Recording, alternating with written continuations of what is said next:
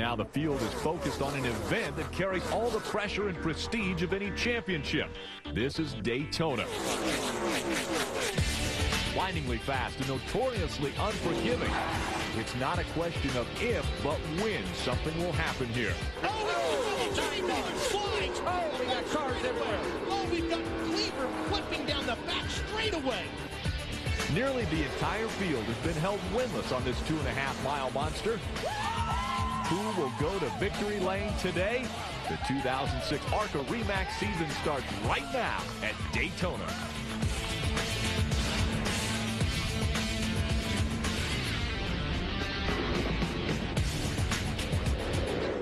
Welcome to the World Center of Racing for the first race of the season, the Daytona ARCA 200 from Daytona International Speedway.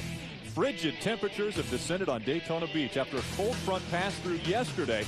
The winds are blowing out of the north, and we don't expect the temperatures to get much above 50 degrees this morning.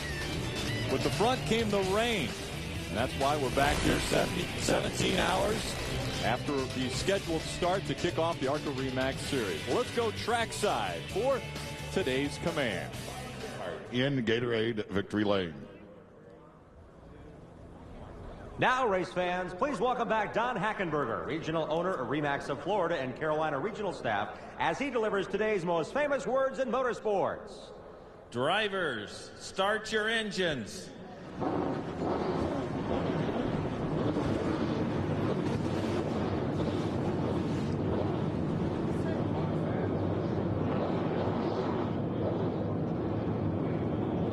41 drivers strapped into their machines getting ready to start off the season. This is the first of 23 races that are going to take place throughout this season. Looking to find the eventual champion. Can anyone take Frank Kimmel off of the top spot as far as champion for this series? 2 days ago, Matt McCall goes out early and sets a blistering pace. He grabs the provisional pole. After grabbing that provisional pole, he shares his qualifying knowledge with teammate Stephen Light.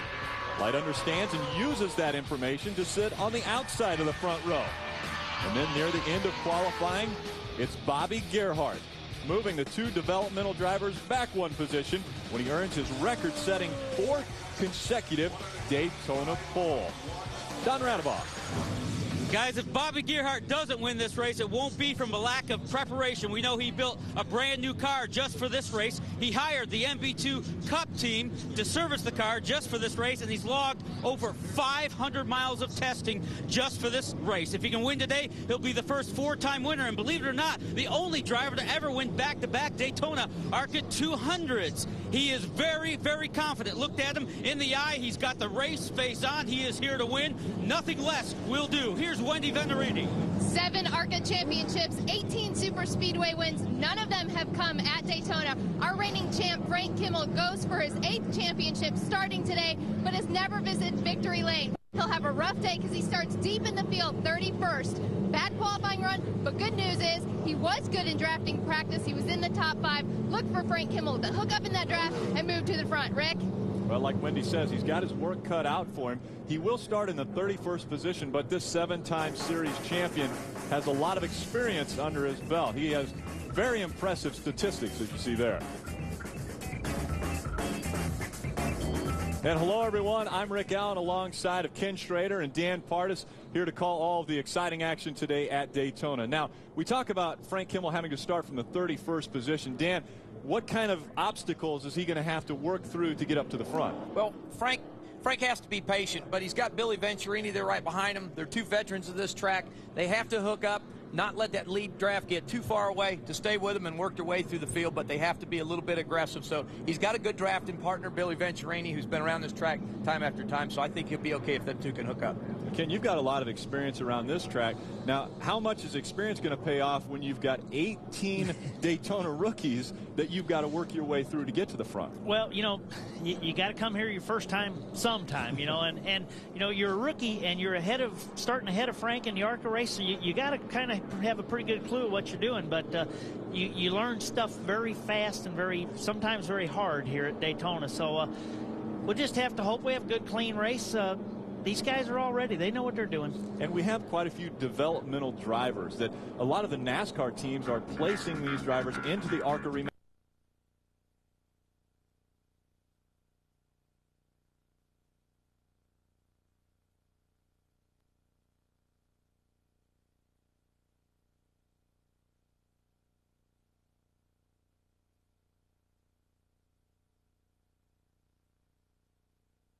is presented by RE/MAX. Outstanding agents, outstanding results. Brought to you in part by Suzuki, maker of performance-driven motorcycles, scooters, and all-terrain vehicles. And by your friends at Georgia Boot. Get it done in Georgia. Georgia Boot. We'll be going an extra lap as far as warming the cars up, getting ready for the start of this race. It is cold here, 47 degrees. Starting on the front for the 4th consecutive year, Bobby Gerhart is the pole sitter as we look at the ARCA Re/MAX starting grid. And on the outside of Bobby Gerhart is Matt McCall. Matt McCall making his first Daytona start, and so that will be interesting to see the rookies as how they do up front. But Matt McCall will be on the outside of the front row, and then behind Bobby Gerhart will be his teammate Stephen Light. Starts on the inside of row 2. Matt Hagan's been here a number of times, had excellent runs here, just some bad luck in the past. Look for a real good run out of Matt here today. That's my dark horse right there. Rick Barnhart out of Oklahoma on the inside of G.R. Smith. That is a Gerhart-owned car, and so those 2 cars will be trying to make their way to the front, but we're not going to rule out any other cars because Andrew Myers is also a Gerhart-owned car. So Bobby Gerhart has got a pretty impressive stable in the top 10. 3 in the top 10, that's pretty good numbers there. And Damon Lusk, he put this effort together here some 10 days ago. Penske car there, he's got some good horsepower, Penske horsepower under the hood also. Another developmental driver, and Aaron Crocker running for Ray Evernham this year. She'll be doing a handful of ARCA Re/MAX Series races as well as the entire NASCAR Craftsman Truck Series schedule this year. Scott Legacy Jr., youngster, just been put under R&D contract with Chip Ganassi Racing, looking for real good things from him this year. Legacy Jr. also one of the drivers in the field, the son of a winner in this series. His father won in Des Moines, Iowa back in the 80s. See the remainder of the field here. Row 11, Doug Reed on the outside of Walt Brannon. See Bernie Lamar up front and the Kevin Harvick R&D car there also. Ken Weaver just turned 50 on Friday, so breaking the half-century mark as he starts this race. He finished 3rd in the point standings a year ago. See Frank Kimmel, Billy Venturini way there in the back, just having real struggling there during qualifying, but in drafting both these cars were really good. So their idea, they talked. I talked to them yesterday. They were both conversing about going to the front. So I look for them to work together here this morning. And that's the end of the provisional starters. Todd Boucher rounding out the field, starting in 41st position. We'll be riding along with a few different drivers, one of those being Frank Kimmel. He starts in the 31st position, so we'll have a pretty good perspective of what it's like to work our way through the field. Be exciting looking through the windshield of that car this morning. It's exciting looking through the windshield of any of these cars here, I can tell you that. Or looking in the rearview mirror in the pace car, because you know what's going to happen when you pull off. Justin Dirks riding along with him. He'll start in the 12th position. Good qualifying for Justin. Wagner-powered motor there. A good qualifying effort. Riding along with Damon Lusk as well, and that number 37. He'll start 7th, so a little bit closer to the front. But again, a lot of inexperience around him on a super speedway. We'll be riding along with the top dog, Bobby Gerhart, starting first again for the 4th consecutive year. That is an amazing feat, Ken. Oh, yes, it is. You know, 4 poles at Daytona, 4 poles in a year makes for a fantastic year, but when you do 4 in a row at Daytona, I mean, there are the grandfather of racetracks here. That's quite an accomplishment. Bobby worked so hard on his super speedway program up until about 3 years ago. He never put that much effort into it, and he said, Dan, I just been to Daytona so many times, I want to come here and start winning. And 3 or 4 years ago, they really put a lot of effort into it, a lot of testing, lots of dyno pulls on the dyno. A few guys coming in here to top off fuel. If you start from the back, you really have nothing to lose there. That's a smart move, wouldn't you say, Ken? It's sure not going to hurt to have that little extra fuel. 4 laps around here. I mean, we're talking 10 miles. You basically only go 120 or so on a fuel load, so or right at 100, I guess, yes, on a fuel load. So, you know, you're talking a tenth of your gas. There we see the cars moving to the back.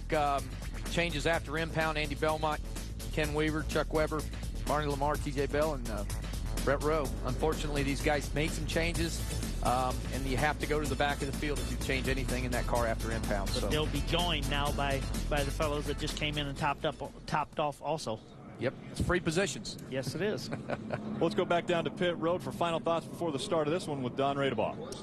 2 years ago, Bernie Lamar was literally begging for a ride and anything he could find. He finally got an opportunity to drive a late model in the All-Star Shootout at Irwindale 2 years ago. He started 14th. By lap 9, he was leading, and he eventually won the race. He caught Kevin Harvick's eyes, and wham, bam, here he is in a Kevin Harvick car at Daytona for the very first time. He's got a full Busch ride, too. Wendy Venerini.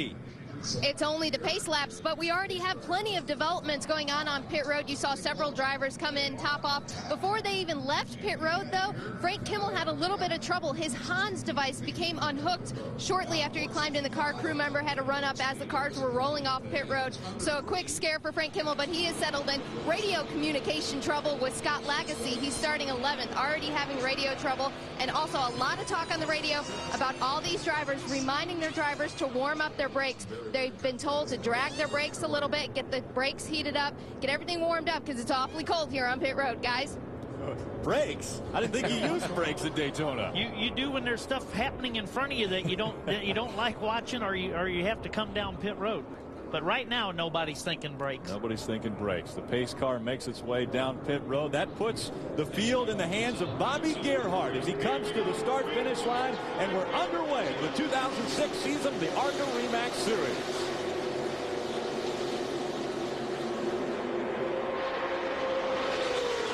Gerhart with a great start, gets out in front of Matt McCall. Now the smart thing to do here for Matt McCall is jump in behind him and try to get in that single file line and get comfortable for a while.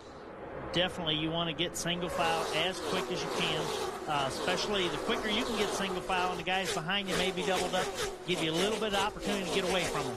Unfortunately, that outside line really fell apart as they went down into one. There was no outside line, so when they run down into one, everybody just kind of ducked to the bottom. As you see, they get down the end of the backstretch, it kind of pulls itself back together.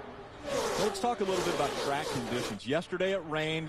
They say that would normally clean a racetrack off. It's cold today. What are those factors? How do they factor into this race and maybe a strategy? Well, the rain just makes the track a little grippier. It washes some of the oil and the rubber off. The cold temperatures, you know, with as hot as the tires run in excess of 200 degrees, 30 degrees different track temperature only make a difference for a half a lap or so. Still see some drivers running side by side. Back about 5th place. That's Barnhart, Smith, and Lusk in the 85, 94, and 37. Back there running side by side. That's the problem with getting single file. It's no problem getting single file. You just want to get single file in front of the other guy, and that's where the problem comes. Well, this is a wide racetrack. Obviously not as wide as Talladega, but there is passing available here, but you just got to get the right draft and the right move to get by someone. Right, most definitely. It's plenty wide enough to run around here 3 wide. 3 wide, you got to be paying a little bit of attention. 4 wide, you got to be paying a lot of attention. Very impressive run so far for developmental drivers Matt McCall and Stephen Light. Wendy, what are they doing down there? Randy? Hello. You guys were just talking about the draft. Matt McCall and Stephen Light running 2nd and 3rd. They told me at the beginning of the weekend they had never drafted in their lives until they got here to Daytona this weekend. So I'm sure they learned quite a bit in the last 3 days. But here's an interesting point. None of those Robert Yates development drivers went out in happy hour, one of the most critical points to learn about the draft. But they said, hey, our car owner said we want us to just have a good race, start off with a fresh car, not take any chances in that happy hour. So all 3 of those development drivers sat out for happy hour. And that's pretty bold. I mean, thinking about the fact that they had no experience drafting at Daytona, they did practice a little bit with Frank Kimmel. They were able to get out there and run a little bit with Kimmel in the 2nd practice. So they did get a little bit of drafting practice, but that was only 1 or 2 cars.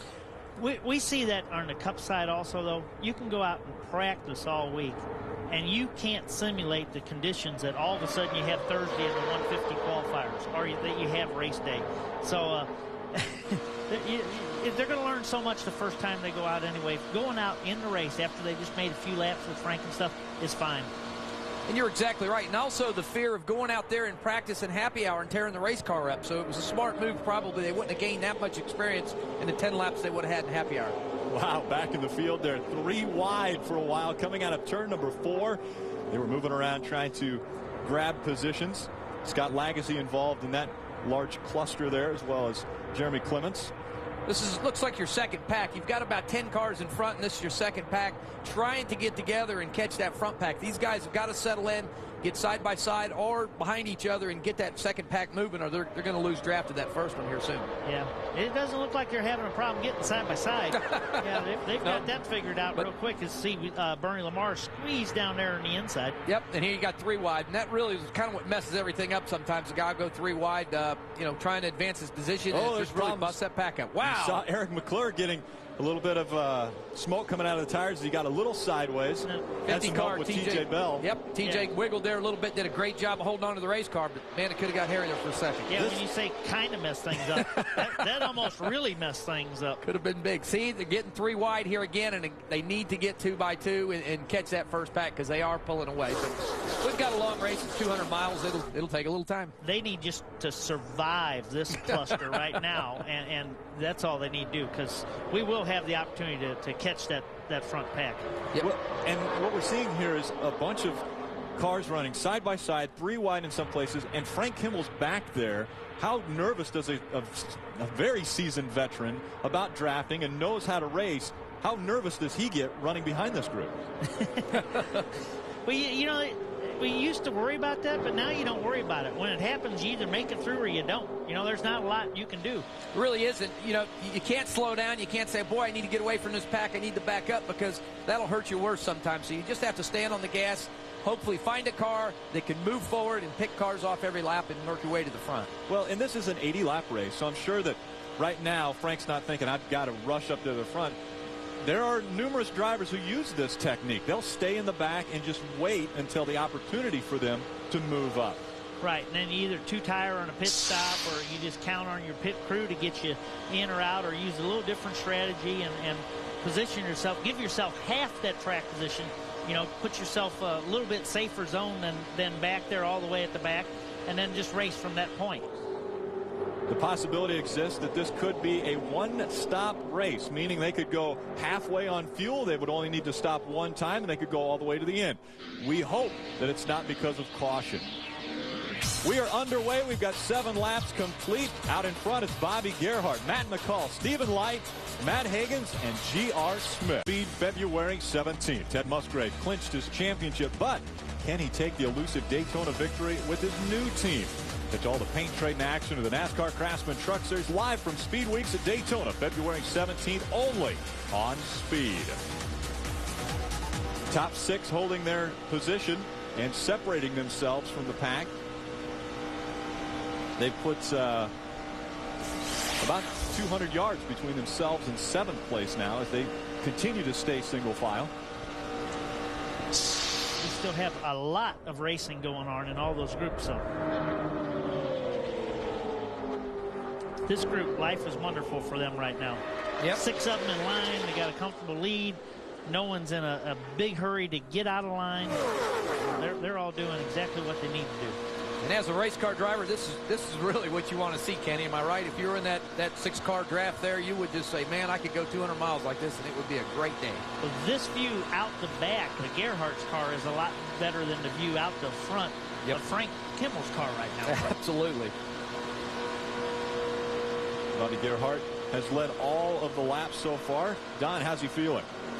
He's got to be feeling really good. So is the crew chief, Billy Gerhart. I just peeked up at him. I said, how is the car? He looked down at me, and he said, absolutely perfect. This car, they call Patches. It's a combination of 2 different cars, a car that Bobby wrecked at Nashville last year and a car that Kyle Krisloff wrecked.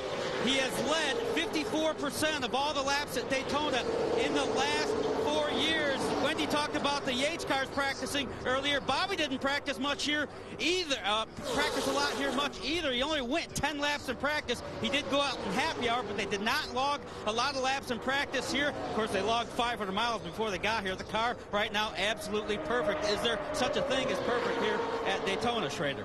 Well, there's ones that you feel real comfortable in. Yes, sir, most definitely, Don. And Bobby has that feeling, as you can tell from his on-track performances here. And talking to Bobby, they did 500 miles of testing at Talladega. They did 240 pulls on the chassis dyno at the shop within the last 30 days. So they have worked really, really hard on their Speedway program, and it really shows when they go to the Super Speedway. But they do spend a lot of money and effort on the Daytona Super Speedway program. Well, and the perfect position would be out in front. You really have your own destiny in your hands. If you are able to grab the pole, which he has done a unprecedented 4 times in a row, and are able to run out front and stay out front, you really stay out of any trouble. Well, ideally, it sure. Oh, and there's problems right there. Yeah. Danny O'Quinn in the 39 getting spun around. Brandon Nuff involved in that. It's like the 07 car of Lloyd Tickle. First caution coming out, lap 13. Too bad for Danny O'Quinn. Another development driver out of the Roush stable. Just kind of put this effort together here a week or 2 ago. Wasn't sure they were going to run the ARCA race, and last minute decided they were going to come down, and unfortunate end of his day. Rouleau brothers entry. Looked like maybe 3 cars involved right now is all we're looking at. It's the 10 car of Tim Russell there. Smoke coming out of the back of that one. Wouldn't that be 4 cars? Lloyd Tickle. Lloyd Tickle. See the safety crews coming down, checking out, making sure all the drivers are fine. Let's take a look at how this happened. Oh, looks like Danny just run up the racetrack a little bit, guys. Fortunately, got turned around. Got up the racetrack, and there wasn't much he could do. He had to check up to keep from getting in the car on the outside of him, and then he got a little boot from behind, which is nothing that car can do either. Nope. Once you get up and get out of the gas a little bit, it's just so hard to slow down. Here's a replay slowed down here a little bit. See, gets up the racetrack right there. Yeah. That put the 07 and 10. There was just look at Frank Kimmel. Hard left to the inside. Hard left to the inside. And then the problem is turning back right. And what a job Frank did to divert his first catastrophe. This happened so fast. Let's take a look from on board with Frank Kimmel. Oh! And looks like he might have had a little contact there. It's possible. Could have got a little nose action there, but boy, he escaped out. Safety crews continue to take care of the 39 and the 96. Another car that was involved in that, I saw the 3 getting bumped. That's Jeremy Clements that may have a little bit of nose damage to that car. See Brandon Nutt climbing out of the race car, appears to be okay. A little closer look at Frank Kimmel in that port number 46. New color scheme for him. See the right side flattened on the 10 car. Tim Russell. Don, what's going on? Quite a bit. Tim Russell just getting underway, but they worked on it a lot. They've got some serious right side damage and some damage to the left front corner. They did their best to pull the fenders away on Tim Russell's machine, but I doubt it, aerodynamically anyway, that car will handle very well from here. A bad break for Tim Russell, making his career first start here today at Daytona. Tim Russell, another one of those drivers working his way into this series and starting at the biggest race of the season, maybe of his career. And so Kimmel just pulling down pit road. They did come in and assess the damage that he received from that last incident. They did pull some tape and check all the fenders. At a race like this, it's the first race of the season. You don't want to start off with any kind of trouble, so they did check all the bumpers. Looked like everything's good, but they did pull a little tape. Probably just adjusting a little bit of temperature. Time to come in, maybe a little wedge adjustment. Looked like they threw some tires on it. He was towards the back of the pack anyway, so I think it was a good move. Might be a real good time to sit for a minute and just take a big deep breath too. There's nothing wrong with that either. Change his water bottle. Yeah. Yep. See, he's backing away. Looks like no damage, but it was real close for Frank Kimmel down the backstretch, navigating through that accident. But fortunately, he was he threw it okay. What Frank showed there was when everything happened in front of him, he checked up for a minute, got on the brakes, waited to make sure what was going to happen, which direction the cars were going, and then he cut left. That was just the experience. Yep, exactly. Veteran with a veteran move, no damage to the front of the port number 46 of Frank Kimmel. Kimmel still looking for that elusive Daytona victory in the ARCA Re Series. Has won virtually every other racetrack and wants the win here at Daytona. Gerhardt, McCall, Light, Hagan, Smith, Lusk all staying out. Just a few cars came in to top off fuel, change some tires. The cars involved with the accident came in Tried to get some of that sheet metal straightened out. Two cars that are out of the race. The 39 of Daniel Quinn and the 96 of Brandon Knupp. The most damage to those two vehicles. Again, our first caution coming out on lap 13. We've completed 17 laps so far. It's still Bobby Gerhart dominating Daytona like he has done many times before. 200 Daytona International Speedway, Daytona Beach, Florida. We continue our countdown to green, the Valvoline countdown to green, letting you know how long it will take until we get to the Great American Race, the Daytona 500, being run Sunday, February 19th. Speed Weeks continues the continued coverage on speed as far as everything happening from the World Center of Racing. Riding along with our leader, Bobby Gerhart, and we take a look at the 46 Pork car of Frank Kimmel. He came in and had a quick pit stop, but it was a little bit hung up. Not quite as quick as you see here. The right front tire changer gets his hose caught, doesn't get it out of the fender opening, and has to come back and work on a few little attempts to get it clear. Yep, unfortunately, it slowed him down a few seconds, but you know, they were going to regain the field in the back anyway, so really they didn't lose a whole lot of positions there per se. I'm sure if it was under normal pit stop conditions, Frank would have not been happy, but unfortunately it did not work against them. And obviously you can't just flip a switch and go to the front, but Ken, at what point in time do you decide, hey, I've got to get going now? I can't ride back here in 32nd or 33rd position. I've got to work my way up to the front. Well, I think he's going to start looking at that now. Another thing is he's going to have a single file restart. They won't be starting side by side. They will manage to get there, but it'll take just a little bit of time. So it's single file. The faster cars are all up towards the front now. So he's ready to go. Yep, and again, he's got to get his car right. He made some adjustments there. It's real important to get the temperature right on these race cars, and that's what he did. They took some tape off the car, made it right. So he's probably good for the rest of the day. Just needs a little bit more fuel before it's all over with.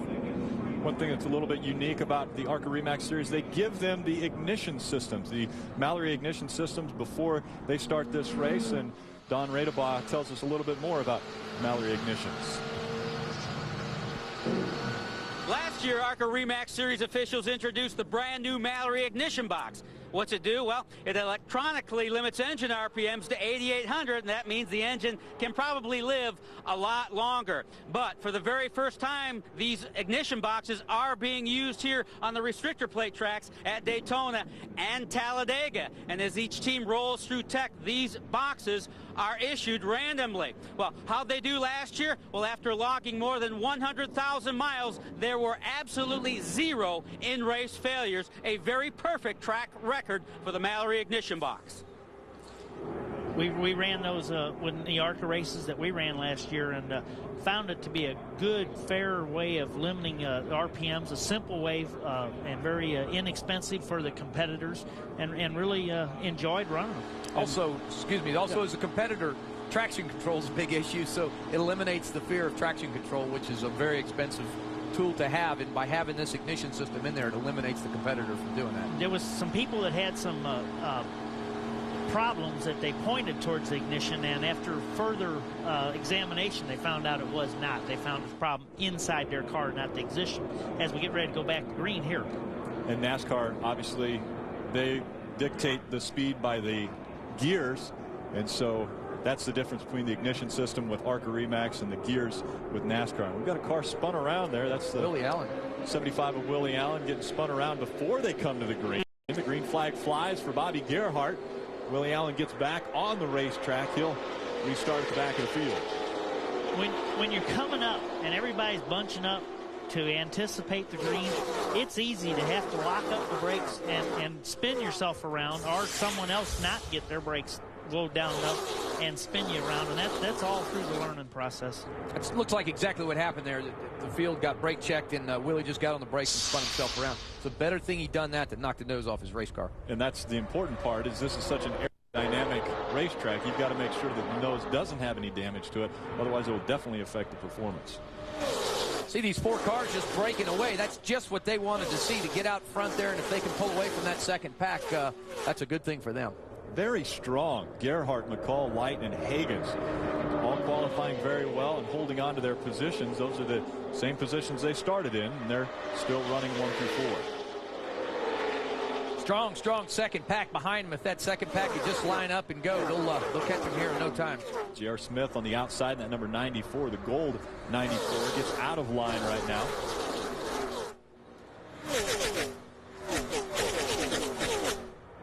You don't want to get out of line, do you, Ken? No, not if at all possible. Not unless you have a couple of fast cars get out of line with you. Got a pusher, you're okay to do that, but you need somebody behind you to push you. Just fall back up there. You see Barney Lamar falls back behind Billy Venturini, and that's what Billy wants, is somebody behind him to help him push through that pack. And we're seeing Billy Venturini make his way up to the front. Billy Venturini starting today all the way back in 33rd position. He's made his way all the way up so far to 15th, so he's really the man on the move, but he's trying to catch the young guys that are up there with the yellow stripes on the back, one of those being the 66 of Stephen Light. What's going on with Stephen, Wendy? Well, Stephen is part of that 4-car breakaway that's going on towards the front.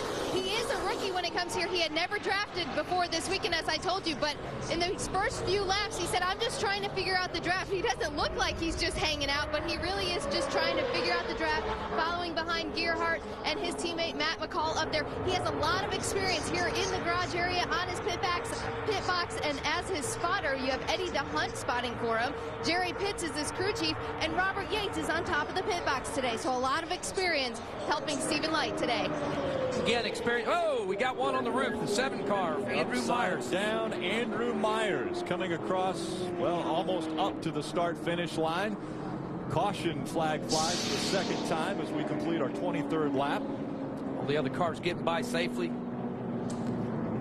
Be curious to see the replay there, but when you look at the car upside down and there's no corners that are knocked off, he had to get turned around and the air just tumped him over. You see the drive shaft still spinning. Obviously the motor's shut off, but there we go. Still waiting to see Andrew Myers make his way out of the number 7, and that's another one of Bobby Gerhardt's just cars. saw the window net come down. Here we go on the bottom.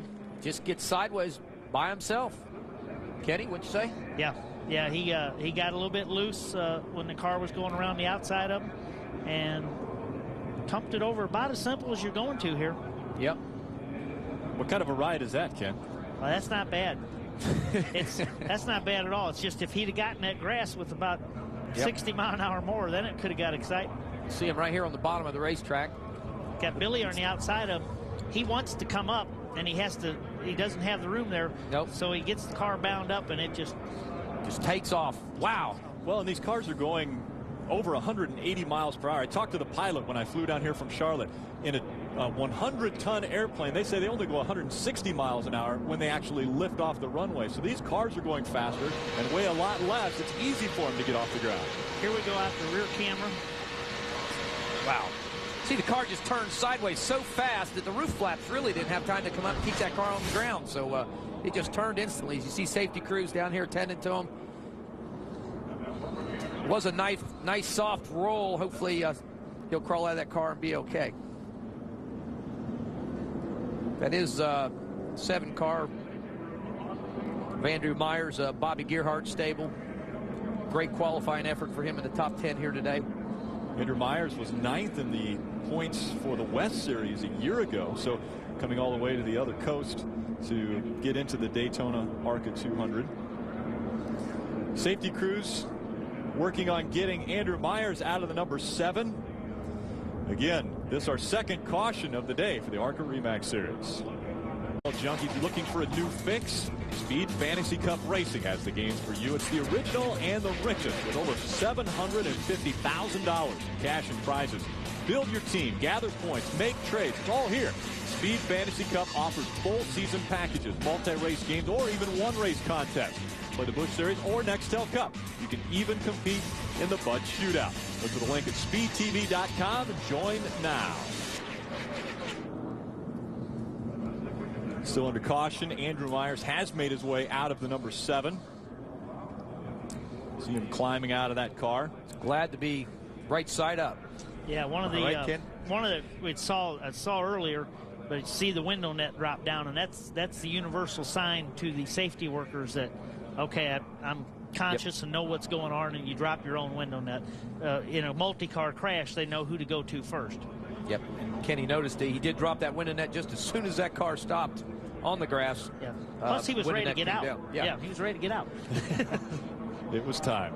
And these cars are real tight, so it is an issue of getting out of them sometimes. Of course, it's safety reasons, so don't just jump right out of them. Safety crew continues to right the number 7 of Andrew Myers. It's still on its hood, so we'll go away for another break and be back with the restart of the ARCA Remax 200. And we'll head first to the 66 of Stephen Light with Wendy. The front runners are going to take advantage of this caution by coming in on lap 26. Stephen Light is running third as he comes to a stop. The crew is big. He did overshoot his pits. He'll have to back up. A little bit of a rookie mistake by Stephen Light. He is being pitted by Dale Jarrett's team on the Cup side. They are going to go to work, but no adjustments on Stephen's car. Rookie mistake, though, here on this side.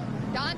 Bobby Gerhardt in, right side tires only, throwing a little strategy at the Lucas Oil car. Early on, they want to beat the other cars out, but Billy Gerhardt told me the car is so good they want to change as little as possible. Right side tires, some gas too. Bobby Gerhardt with a perfect race car back underway. You got to educate me on this one, Ken. Wouldn't that be changing more if you only go with the right side tires as opposed to putting a whole new set of tires on the car? Well, I can see where they wanted to have 4 tires. Definitely aren't the same. But yes, I would say that's more of a change, only putting on 2 tires instead of taking off 4 used ones and putting on 4 new ones. From experience, Kenny, right side tires and no left sides frees the car up a little bit more. What would you say? Yeah, it's just a track position thing. I don't think he did anything for handling. I think he wanted to assure himself that he went back out in the front of this group. So Bobby Gerhardt. But he's not in the front, right, because we had, I believe Ken Weaver stayed out. The 20 car, who finished 3rd in points last year, stayed out, and will be our leader now. Yep, Ken Weaver has the best finish here from last year of 15th, but making I guess as to the possibility of the caution coming out again, so Ken Weaver stays out. And Matt Hagens had a little bit of work done. Wendy? Well, Matt Hagens did come down pit road. He only took 2 tires, so good strategy by him. Frank Kimmel took 2 tires. You did see a long pit stop on the 25. Also, we saw that mistake by Stephen Light. Good communication going on there. Unfortunately, he just got yelled at by Eddie DeHunt, his spotter. He said, man, we told you before this pit stop, warm up those brakes. We've been doing this a long time. You haven't. You got to keep those brakes warmed up. He said, I did have them. They just locked up, and he overshot his pit. And he said, well, now you got to make it up on the track. Oh, well, that's just inexperience. And again, you know, you got these guys talking in your ear, but when you're in a race car, sometimes we have a failure to listen. Is that right, Kenny? Well, yeah, you're listening just only to things you want.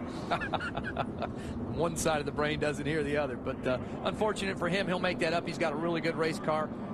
He'll just have to keep his nose clean. He's got a little bit of work to do, though, because he will have a couple cars out there in front of him after those pit stops. Damon Lusk, with a good stop, was able to get up in front of he and his teammate McCall. Ken Weaver, who didn't pit, was 15th, now first. He's had they've changed 2 engines in that race car. They changed another engine before the race and went to the back of the field. And Ken's had an up and down roller coaster ride. Eddie Sharp, the car owner of that car, crewing that piece, and Eddie knows what he's doing, so Ken's worked his way back to the front. Unless you start up front and have a real fast car, most all the races here are roller coaster rides. We look right now, and we have Frank Kimmel in 10th place, who stayed at the back, pitted early, had to drive through one wreck. Billy Venturini's 20th right now. He went up towards the front, ran exceptionally good, had a little trouble in the pits this time, and and he's back to 20th. So, I mean, they'll both be there at the end, but I'm just trying to say it is a roller coaster ride here. Well, we're not going green this lap, so we're guessing that there will be at least one more stop. Some people may try to stretch it until the end of this race, but that would be a long ways to go, as we have just over 50 laps remaining in the Daytona ARCA 200. We'll be back with more on Speed. Artists come up in the booth. Wendy Venturini, Don Radebaugh, calling action of the ARCA 200 as we continue to do the Valvoline countdown to green, the great American race, the Daytona 500. And as we come to the start-finish line, it is the restart. And a problem with Jason Hedleski in the 08 as the green flag flies. That's going to cause problems for the rest of the field. Hedleski, it looked as though maybe missed a gear. It appeared that way, and that jammed him up behind him.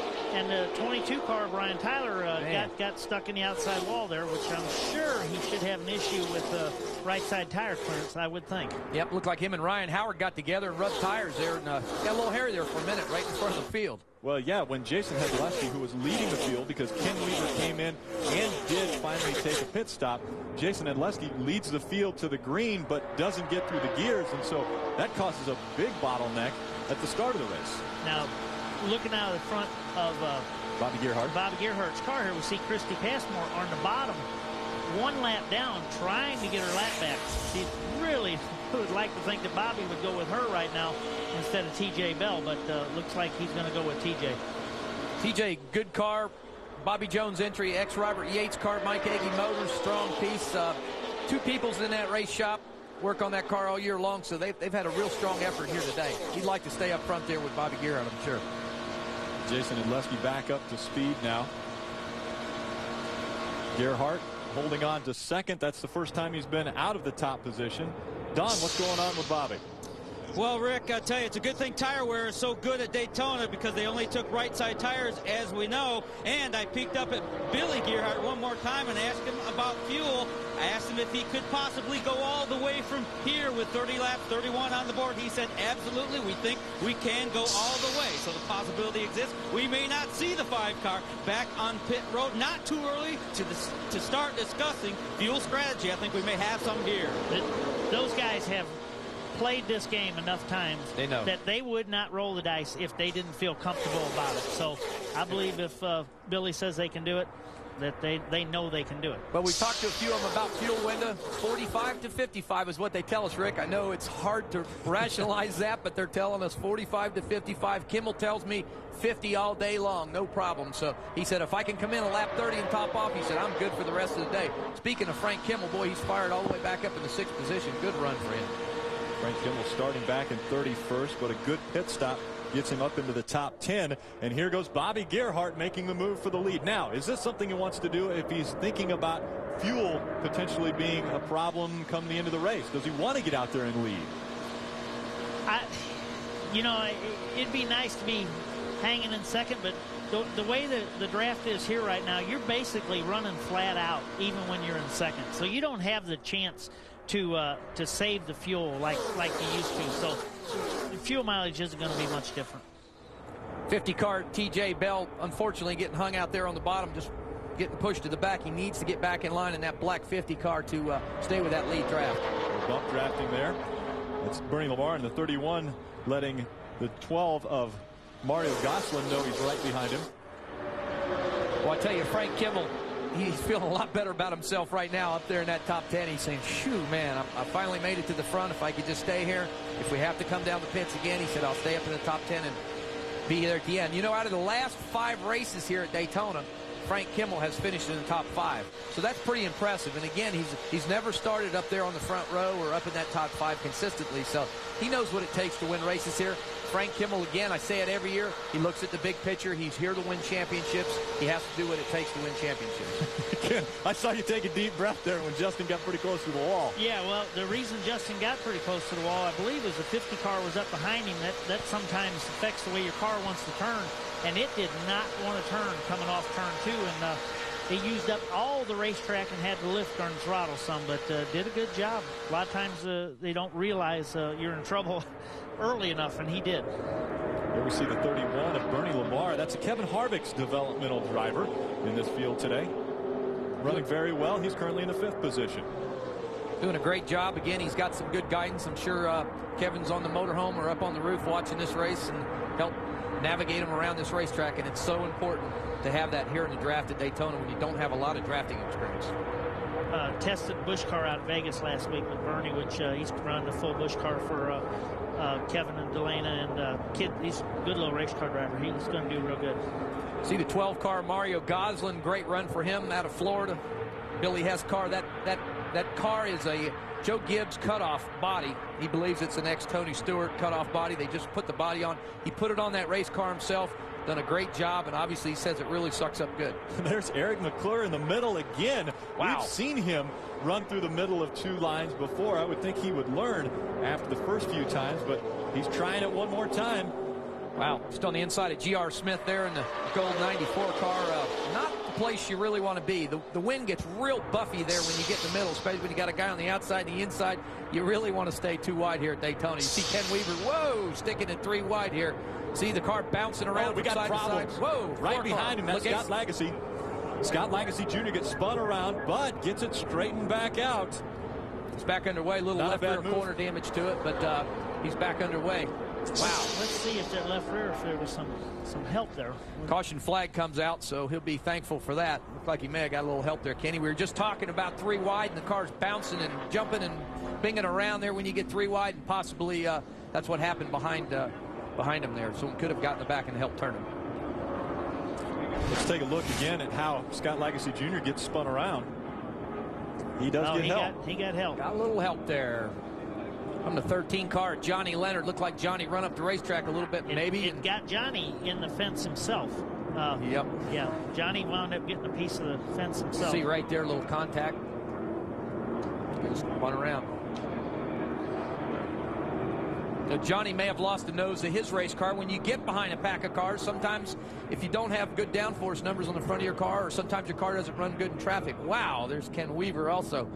That's kind of what we were watching, and then you see right behind it, Johnny Leonard getting the back of Scott Lagasse. Scott did a good job there. In front of his somewhat hometown crowd here, a Florida native. They'll do a little work on the left rear of that car. Make sure the sheet metal pulled away from the wheel. Looks like they're changing the left side as well. Chip Ganassi, again, R&D driver. There's Johnny Leonard back underway. See the right side of his car where he has scraped the wall. So our third caution has come out. Scott Lagasse gets spun around with the help of Johnny Leonard. Those 2 cars will make their way back out onto the racetrack.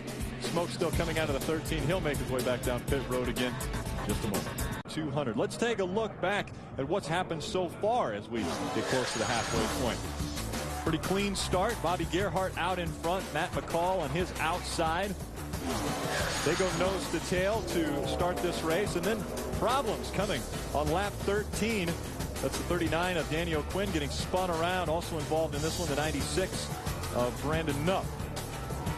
As they are spinning around, we know that Frank Kimmel started behind this group, and this is the view he had of that first caution and accident that took place. He was able to get through there all right. But Andrew Myers was not so lucky when he got sideways, because not only going sideways, he got up on the roof of that car. So he spins around, but after a few minutes is able to get the window net down, and the safety crew helps him. Recently on lap 36, caution coming out for the 3rd time, and that involving the 13 of Johnny Leonard and the 4 of Scott Lagasse Jr. Lagasse Jr. getting bumped and turned around, but able to control it and make it way back down pit road. Again, welcome back, everyone. I'm up in the booth, Rick Allen, Ken Schrader, Dan Partis. Down on pit road, we have Wendy Venturini and Don Radebaugh. It's turned out to be a deceiving day, because it looks beautiful when you look at it from the camera, but it is still chilly here. It's barely over 50 degrees, and that's not a common temperature for Florida. You know, I hardly ever turn the speed channel off, but just for a second I turned on the weather channel. Yeah. And 50 is looking pretty good here if you look around look around the East Coast. So it is a beautiful day at Daytona. That's true. That's true. The Northeast is getting hit very hard right now, I think, with the front that went through here yesterday. Again, we're riding along with Bobby Gerhart. He's looking to set a record today, becoming the only driver to ever win 4 races at the Daytona ARCA 200. But he's got competition in front of him or around him. Frank Kimmel wanting to win at Daytona for the first time. Every one of these laps that they run on yellow makes that fuel less critical. So this is something they're also factoring in. Well, we looked at it. They topped off there with 50 to go or so. So we really believe now all these cars can make it to the end of the race. And I feel real confident that anybody that's already came in and took fuel at this point is good to go till the end of the race. So it's just going to be racing from here out. Try to keep your car on that front draft and hopefully be there at the end. When they come by the starter stand this time and have the cross flags, it will be halfway. So we're halfway through the ARCA 200 here. When we have completed the halfway, we took a little recap and looked back at what has taken place. And I'm sure Andrew Myers is very thankful for the safety initiative that's taken place, and we take a little bit closer look with Don Radebaugh, the Hardcore Motorsports Safety Initiative.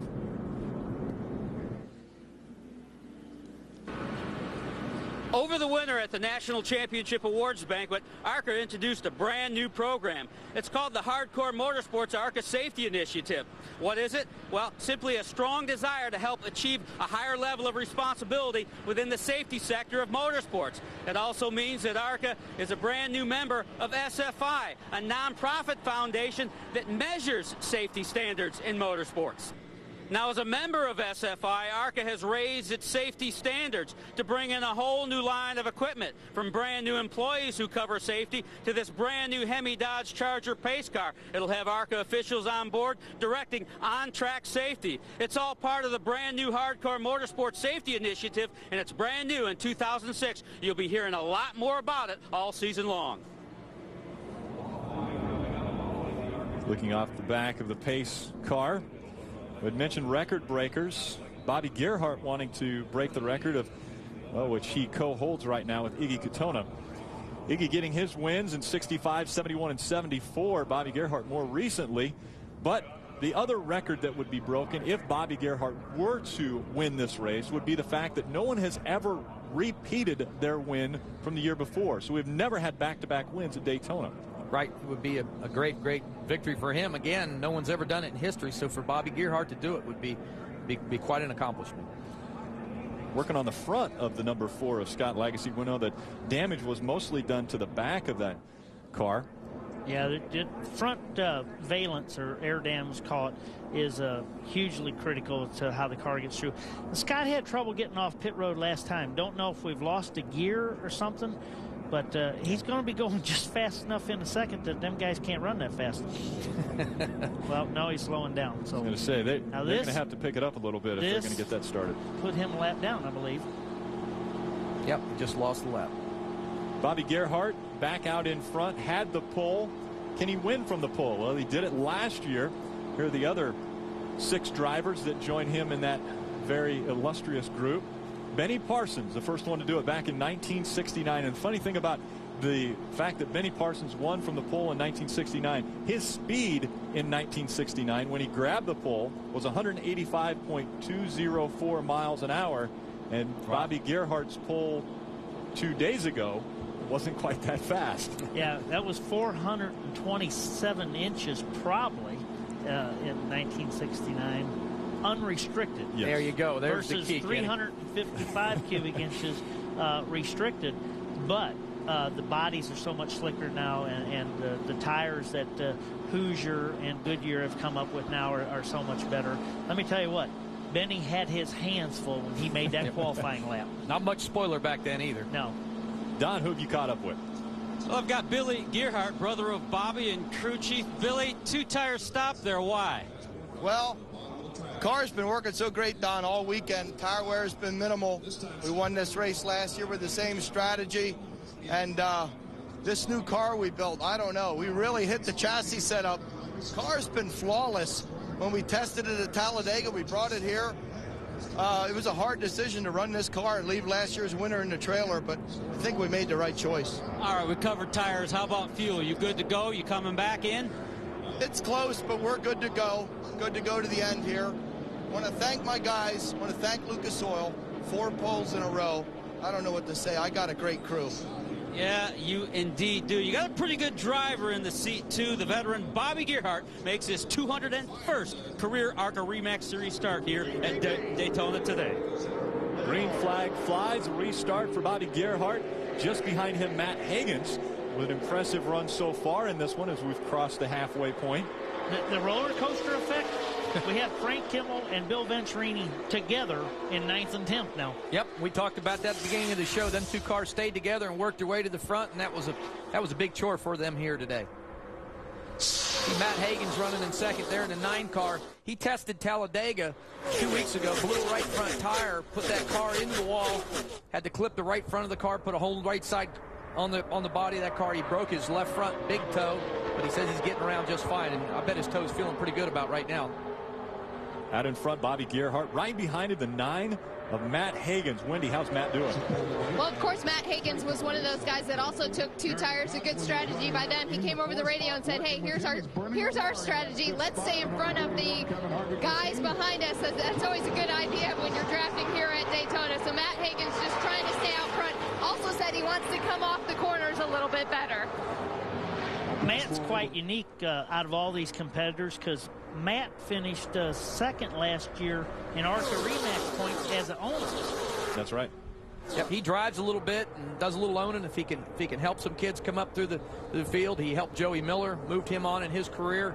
Matt said really didn't have a driver landed this year. He said, so I want to drive Daytona, and that's exactly what he's doing. He's the owner of Eagle Creek Aviation, which is a big jet company. They do maintenance and sell jets up in the north, so he's a great race car driver, too. He does an awesome job here on the Super Speedway. So he's a pilot both on and off the track. Absolutely. Yeah, and he doesn't want to fly today. No. Andrew Myers has already tried that earlier, and Matt Hagens doesn't want to do that. We're on board with Bobby Gerhart. Looking back at Matt Hagens right now, you can see where your favorite driver's running. You can take a look at the ARCA Remax running order on the top of the screen. Currently showing how far the drivers are behind our leader, Bobby Gerhart, out front. Nose to tail, that's a good sight to see out front. If you're in that pack, that's where you want to be. 8 cars in that lead draft. You know, these guys are saying, hey, we're done with fuel. 45 of 80 laps. If we could all just kind of sit here and pull away from that second pack and then duke it out the last 10 laps, that's just what we'll do. But, you know, if someone's going to get antsy in that pack, and that's usually what happens, and then you should get some passing and side-by-side action there. But these guys are doing exactly what they need to be doing right now at this stage of the race. Now we're on board with Frank Kimmel in that port number 46. Just behind Frank, that's Billy Venturini. Wendy, what's going on with Billy? Billy had fallen back to 20th after a bad pit stop on the left rear tire. He's worked his way back up to the top 10, but he's very animated on the radio, as we all know. He just came over and said he feels like Frank Kimmel is holding him up. He lost the draft of that first pack, and the way Billy feels now is that the 46 is holding him up. He wants to get around him and catch back up to the top pack. You know, you would say just pass them then, but that's not the way it works at these racetracks. And you can have a car that just won't run in front of you, and even though you're faster, you're just not quick enough to pass them. So that's a very frustrating position. Oh, you're exactly right, Kenny. I know I was at Talladega and I had a car. I got hooked up with Mark Gibson and picked up some 4 miles an hour. I mean, it was unbelievable. I thought we put a spark plug wire on, and it just sometimes makes a big difference on the car that's in front of you. You may get a car that you just don't go, and what it has to do with the air coming over that race car, getting into your cowling, your air intake that feeds the engine. So if you get behind a car, your car just doesn't work. Sometimes you have to move. But in Billy's situation, he has nowhere to go. Frank Kimmel's the only car in front of him in that pack, so he's really stuck. His best friend, though, could be the 63 of Dwayne Bryan, who's right behind him. If Billy decides to go away from Frank Kimmel, and Dwayne Bryan will stay with him. Now, Dwayne Bryan knows how to win races. He won last year at Chicagoland. Well, but they're getting hung out right now. Dwayne Bryan saying that wasn't a very good move. Well, you're exactly right, Rick. What happened there was you seen Billy and Dwayne go to the high side. Their spotters are talking probably right now saying, hey, we need to get rid of Frank Kimmel. They went to the high side, but Frank's got a mirror in that car, and he's also got a spotter up top, and he says, hey, them guys are going to the high side. You need to not block them, but maybe get in front of them a little bit so you can get a little shove, too. That's what makes it difficult. Wendy. Patience is definitely key, but how long do you actually wait before you make that jump out and try and get in front of the pack? The 25 of Billy Venturini and Dwayne, the 63 car, were actually having that communication just like you were talking. They said, let's get together, let's get in front of Frank, and we'll see how many cars follow behind that draft so they can pass the 46 of Kimmel. Right now, Frank Kimmel almost going to be hung out, but he looks like he ducked back in front of Billy Venturini. I can see where Billy Venturini is going to say, hey, he's holding me up. Out in front of the field, though, it is Bobby Gerhart leading that 8-car pack that has separated itself from 9th.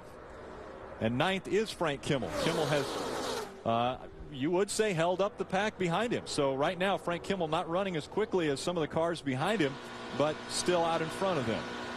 That lead pack's breaking away some 6 to 8 seconds as these guys in the second pack just duke it out. And that's really what these guys in the first pack want to see. Because that breakaway up front, it's just going to be so hard for that second pack to reel them back in. Oh! We got issues. Problems. There's Dwayne Bryan getting spun around. Also, Walt Brannon backing into the wall, and that yellow 65 up toward the wall. 94, G.R. Smith. Caution number 4 coming out 60 on the car. Super Speedway. Eric McClure. Wow, unfortunate. Greg Barnhart, just a bunch of them got tied up. And again, they just got in that big pack, and somebody got bounced around, and there's just nothing you can do. There's a window net coming down on Dwayne Bryan's car. Most all the times these wrecks are caused by the same things, and that's when one of us drivers runs into another driver. Yep. Doesn't have to be very hard either. Well, you say that, and Andrew Myers, we saw, got a little bit loose and did it on his own, but you're right. For the most part, every time we've seen people get spun around, it's been by the help of someone else. See 94 card GR coming down pit row there. That's got to be disappointing to Bobby Gerhart, because that's another one of his cars now that has been involved in an accident. Andrew Myers involved in the first one that Bobby Gerhart owns, and we take a look at what took place. Well, we figured out what happened. The 94 car just got loose. Yep. Now, why did he get loose? I mean, it could have been a tire. He could have just got loose. It came around extremely quick. So I don't know. You hate to point anywhere, but we'll watch it again. Slower motion. You see Ken Weaver here right up on his bumper. Ken's arning, but he's really never touched him. No, and that car came around quick, so that's hard to say. Now Brian Tyler just getting by. 85 also involved in that one. That's Greg Barnhart. 50 car TJ Bell just slips by. Here's another look. Watch these two cars right here. Wow. Now, Billy Venturini's persistence to get to the front had him one car length ahead of that wreck. Yep. So, I mean, it's paying off. That's right. Yep. We were just talking about 63 car and Billy Venturini drafting together, and unfortunately, he's lost a 63 car as a drafting partner. Riding along with Frank Kimmel. This is just behind him. Wow. Kimmel, now the elusive driver, has been able to stay out of the 4 cautions that have taken place so far at Daytona. The 4 cautions have come out. This one coming out just before lap 50 on lap 49, involving 5 cars. So 5 more cars have gotten out of the Daytona ARCA 200. Speed. Pace car still out on the track, including Bobby Gerhart, Matt Hagens, McCall, Gosselin, Lamar, top 5. Bernie Lamar in the top 5. An impressive run for him. Bernie starting this race back in 20th position. Kevin Harvick, developmental driver, making his way up toward the front.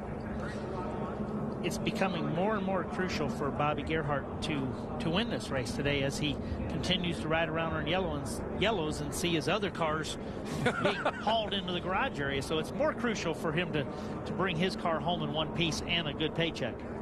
Well, and if you stay out front, it so far has worked out that you stay out of the problems. Here was our most recent caution. This is caution number 4 happening at lap 49. You know, that could have been a lot worse. None of them cars got really sideways where they caught any air and never took any real hard impact to the wall. So it was real fortunate that it ended up the way it did. Easy for us to say. Yeah.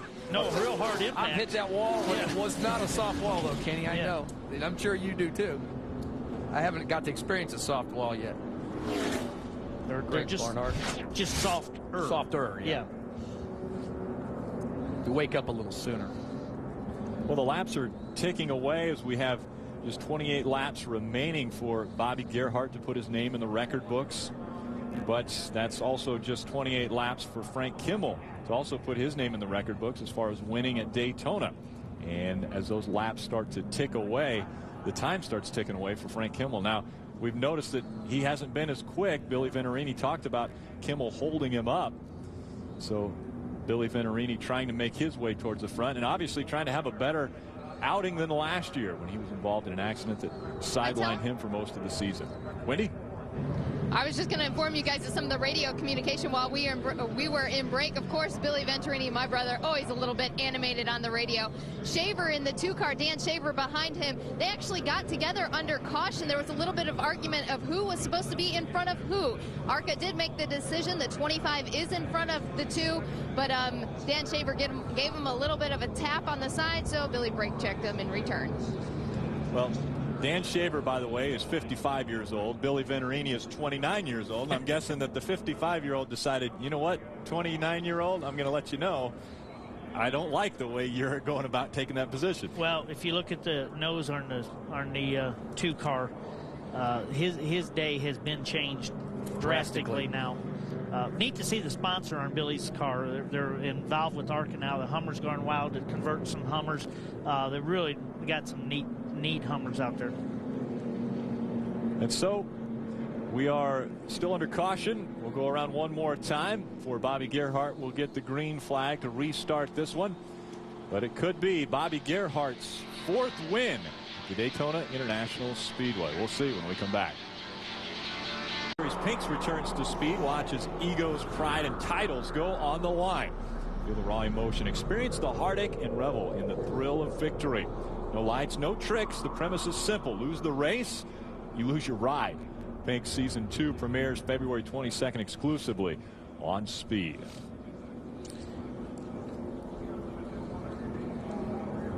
Valvoline countdown to green continues. The Daytona 500 Sunday, February 19th. You looking forward to that race, Ken? Oh, you know we are looking forward to that race. How about the Super Bowl of racing, the first race out? I don't know. It's been like that forever, and as far as I'm concerned, that's the way it needs to be. Where it all started. Just a great place to come to, Daytona. So our rookies, we have 6 of them out of the race so far. So we're 2/3 of the way through the race and only 1/3 of the rookies out of the race. So I'd have to say they're doing us a good job today. Well, we have some old footage from the 1967 ARCA race here. Back then it was a little bit longer, but very interesting, needless to say, as far as the history of the ARCA RE/MAX Series at Daytona. Daytona, USA, and 39 late model stock cars take to the track for the 4th annual ARCA 250, the Auto Racing Club of America's top event each year. And here they come, the best and fastest field in ARCA history. Whoop, Johnny Roberts flips and twists like a toy car thrown off a cliff. Pit stops are over for everybody. From here on, it's flat out all the way. The white flag, 1 lap, 1 minute. It's now or never. But who's going to be first? It's Latham in number 29. If he doesn't run out of iron, Latham wins it. Ralph Latham claiming that win back in 1967. Iggy Katona coming in 2nd at that race. Now again, Iggy Katona has won 3 of these Daytona races. Bill Kimmel, that is Frank's father, finished 5th in that race. Watching Johnny Roberts there with his arms sticking out the window as he's viciously turning over. I'm very thankful for everything that ARCA and all the top stock car racing associations have done to work on these cars, make them a little safer. Keep your hands and your parts in the car. It's real important.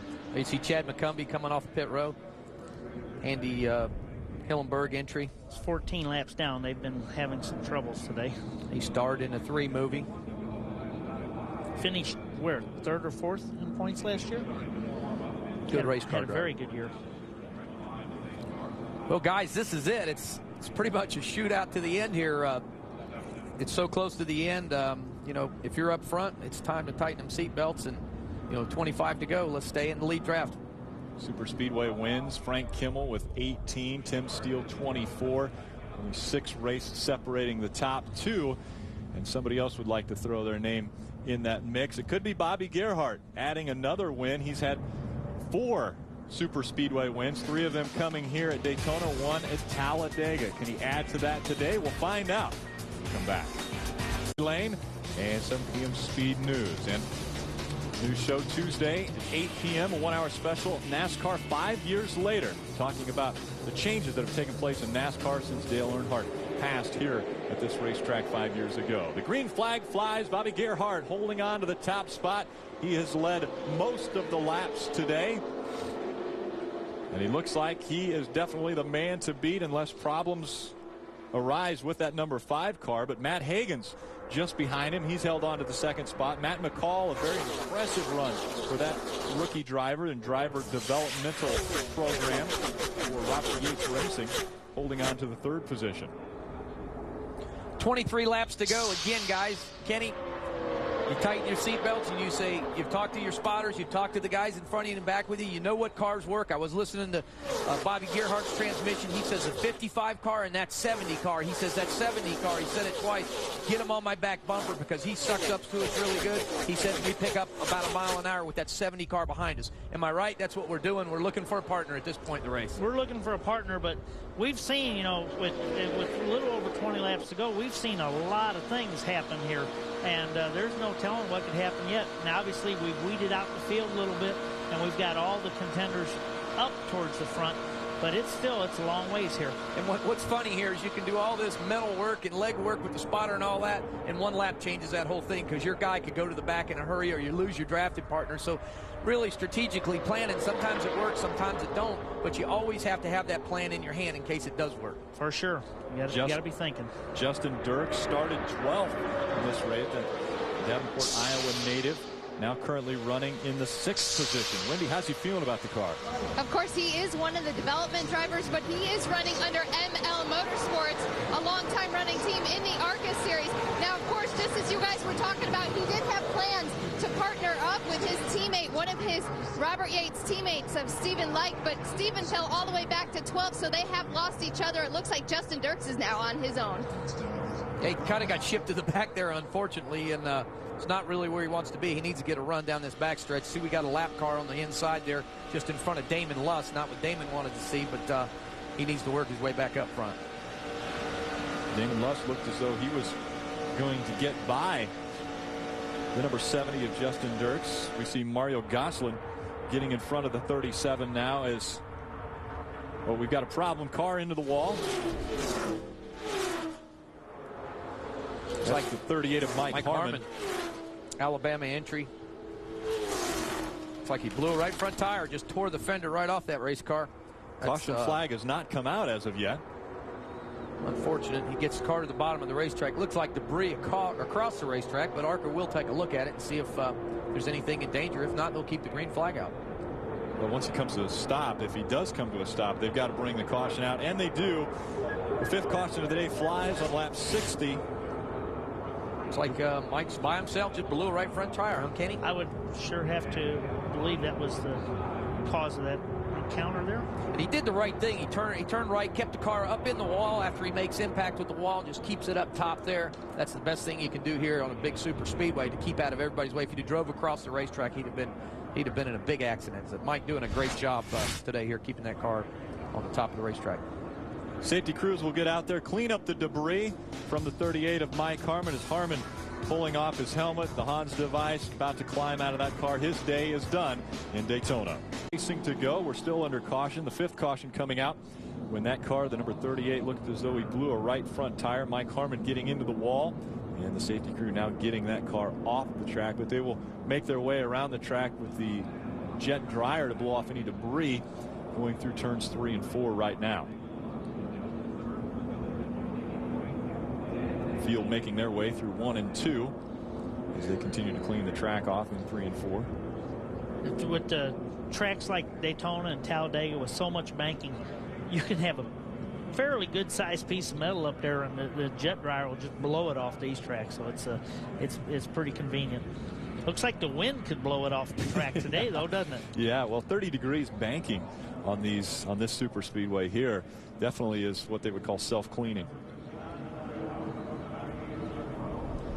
See Matt McCall there. I think he's going to run 8 to 9 ARCA races for Mr. Yates this year. Having a fabulous day for his first day here at Daytona. Don, what's going on with Matt? Well, I'll tell you, the car has been absolutely flawless all day long. He's not sure if they have enough for the 5 car, but they're very happy. Remember, this is Matt McCall's first ever Super Speedway start as a Robert Yates development driver, and he indeed will be running about 8 to 10 Speedway races with the series this year, but they're going to add 8 NASCAR Busch Series races to his docket this year as well. He's got Dale Jarrett's guys crewing the car down here today, so everything all in order. And I got one more thing on this guy. You don't want to make this guy angry on the racetrack. He is a 3rd-degree black belt in karate. Matt McCall, you'll be seeing more of him in the ARCA REMAX series here in 2006. Seen a lot of them today. You know, we need to get Matt McCall and Chuck Weber together, because Chuck Weber is a black belt in Taekwondo, and just have maybe a little pre-race gathering. All I know is when I run my 3 or 4 ARCA races, I just need not run into either one of them. Don't ever touch them. I can't play that game. I know that. There's inside car, Bobby Gerhart. Let's try to get him on the radio. Bobby Gerhart, Dan Partis, Ken Schrader, Rick Allen in the booth. You copy? 10-4, guys. How are you?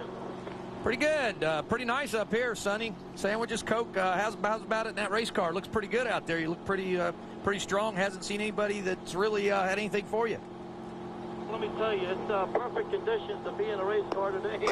No doubt. Our spotters are earning their money today up in the breeze. Anyway, takes us about 10 laps to get any temperature here. They got no fans on, and I guess we're about 140 degrees today. Gotcha. Yeah, beautiful day for racing here at Daytona. Man, your car's been flawless. You guys took 2 right side tires. How's it been for the last 10 laps, and what do you think till the end?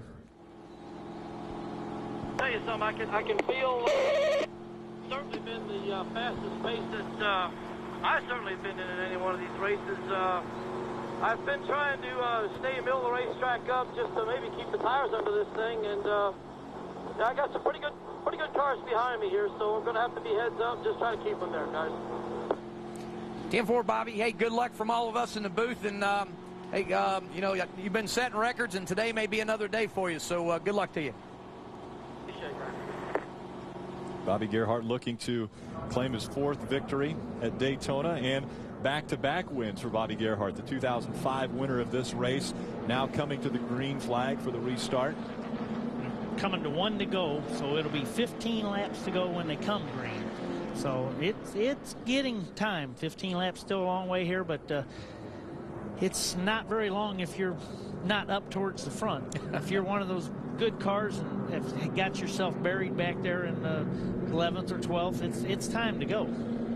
Speaking of buried back there ways, we've got Frank Kimmel that's back in 9th position. Hasn't been able to really work his way up toward the front, other than a little bit of pit strategy at one point in time that got him up there. But he's, I guess, plateaued off at 9th right now. But this is seat time for Frank Kimmel, and maybe he's looking forward to the other race that he's running here, which is a very prestigious race, that IROC race. What an honor, and I was very glad to see IROC invite the ARCA Series champion into the IROC Series this year. Definitely very, very deserving. I called him up when he got the invitation, congratulated him, and he will represent the whole ARCA Series very good here. Quite an accomplishment, exactly. And to get in an IROC car as a stock car driver, that would probably be the biggest charge, because of the downforce numbers on them cars, Kenny, and all the cars are the same. It would have to be a real thrill to drive one of them. I got to do it in '95, I guess it was, and wow, they because those downforce numbers are real good, you can really get aggressive. But as we see, Jay and Barb Signori do such a good job, the whole IROC team with those cars, as far as getting them where they stuck to the track, and very, very competitive, all of them equal. Here's Frank Kimmel talking to Bill Kimmel. That's an ex-PPC car. John Andretti drove that car. Joe Ryan engines in that automobile. Great job from them guys at the race shop, and he's looking for a top 10 here today, and I'm sure that'll carry through the year. We can see Frank Kimmel in that IROC race coming up Friday, 6 o'clock, right here on Speed. Also, again, Tuesday at 8 p.m., that 1-hour special NASCAR 5 years later. The changes that have taken place since the late Dale Earnhardt passed away. We come down to the green here. One person that we haven't talked about much today would be Aaron Crocker, and she's back there in 15th with Jeremy Clements right behind him. And those two cars are capable of going to the front. So be curious to watch them.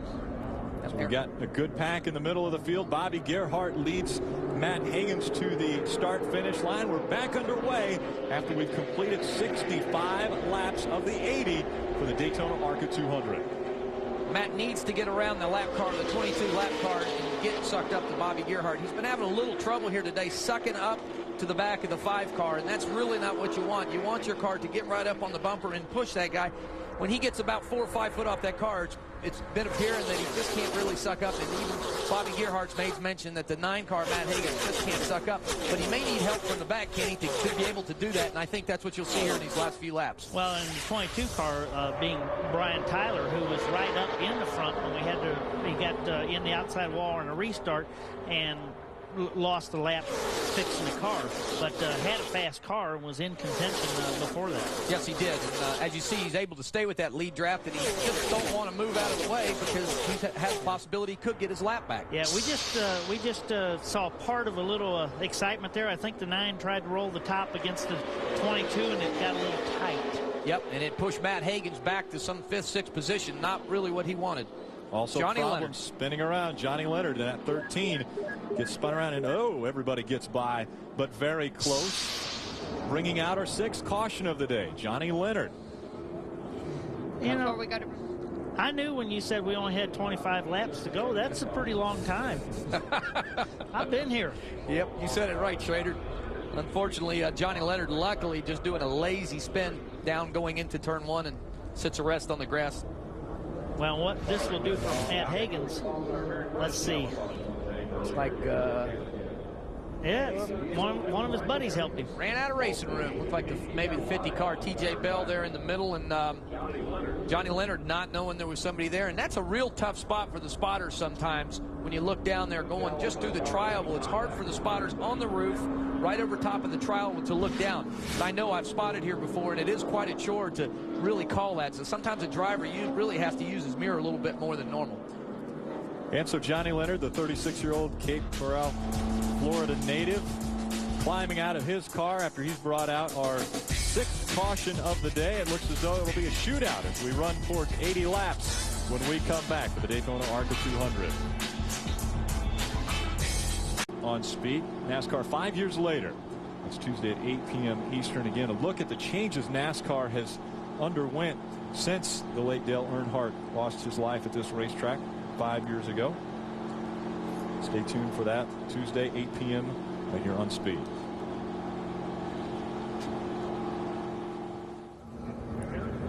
Earlier on that restart, we saw Matt Hagens, who was running in 2nd just behind Bobby Gerhart.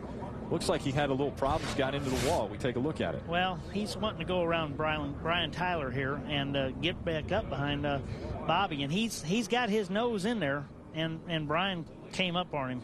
Now, Brian wants to be the first car in line in case he can get his lap back, but with no lucky dog, the chances of passing that 5 are not looking real good. So is it time to cut your losses and get out of that lead group or not? They both have different opinions, I guarantee you that. But you definitely don't want to hurt the left front fender, and that's what we saw happen in Matt's car. How bad it is, we don't know, but it was caved in some. Wendy? They did give Matt Hagens a little bit of reassurance. The spotters on the front stretch and the back stretch looked at it under caution. He was worried about it, that he scuffed it slightly. He pulled down real low when he went down the front straightaway. His spotter gave him, go ahead, yeah, looks good. He went down the back stretch. Spotter checked it out on that side as well. Everything looks good on Matt Hagens' car, but he has fallen back to 5th. And both of them telling you that it feels good makes you feel about 30% better. 30%, huh? Yeah. Because as a driver, you felt something. I felt it, and you can see the more left front tires sticking out than you could before. So we'll just have to see. Got a little left rear damage on the 9 car, but that's not near as critical as the left front, obviously. So he looks like he got a little bump check there in the left rear, and that may not have happened in that incident. It may have happened earlier in the day, but looks like that'll be okay. Our flag man, Brad Hockaday, just let the drivers know next time by we'll go green. That will be 10 laps of racing to go, which means we'll be in single file line. No more of the lap traffic being on the inside of Bobby Gerhart when we restart this one, so it will be a single file restart.